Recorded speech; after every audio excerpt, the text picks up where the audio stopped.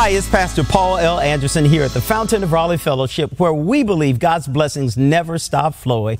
We thank God for the triumphant way that He gives us to give Him glory, honor, and praise. You know, today is that day in which we give God glory, honor, and praise for all the wonderful things He's doing in our world and our lives and those people that we come in contact with. Today, I'd like to call your attention to 1 Samuel, the first chapter, verses 1 through 18. A very powerful message that comes out of God's Word.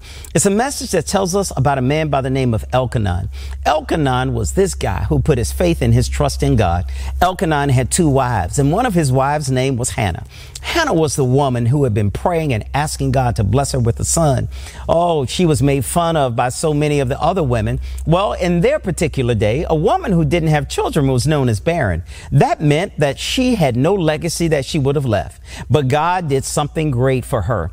God had given her the blessing that she needed.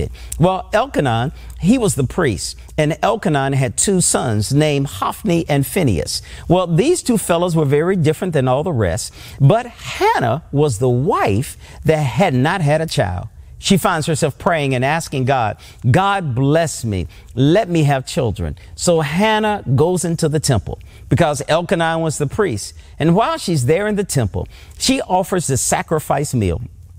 And as she is praying, Eli, the priest, he was the one who had the rotation to be there. He saw her, and he saw her in her deep anguish and crying out. And as she prayed unto the God of the heavens, of all the armies of heaven, please reach down and touch me. Her entire life, she finds, had no real meaning because she did not have a child. Eli looks at her and he says, "You're filled with wine." And Hannah says, "Oh, no, sir. I have been here praying. I'm pouring out all I have. I'm intoxicated, but I'm intoxicated with the Spirit of God, asking God to give me a blessing." He looks at her and he says, "Woman, the Lord is going to do something great for you. Go in peace. You will have a child, and God is going to allow you to conceive."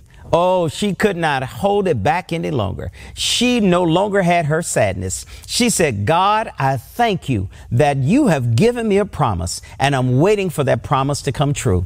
My brothers and sisters, you know, God is waiting for us to cry out and ask Him to give us the blessing that we need, that we'll let everybody know God's hand is on our life. This will happen to Hannah, but it doesn't happen just yet. She has to hold on to her hope. Today, I want to remind you, hold on to your hope because God has a great blessing in store for you. We'll look forward to sharing with you again on tomorrow. To sow a seed to the Fountain of Raleigh Fellowship, visit our newly redesigned website, thefountainofraleigh.org, and select Sow a Seed from the homepage.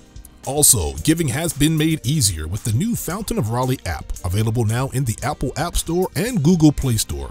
Download today, select Giving from the main menu, and then follow the directions to complete your giving through Subsplash. Thank you so very much for all of your gifts and donations that you've given to the Fountain of Raleigh Fellowship. We thank you for what you've done in the past, what you're currently doing, and what you will do in the future. Your gifts and donations helps us to spread the gospel of Jesus Christ, not only locally, but throughout the world. Thank you again for your gifts, and may God continue to richly bless you. It is here at the Fountain that we believe that we are exceedingly and abundantly blessed, and may you receive those blessings that God has in store for you.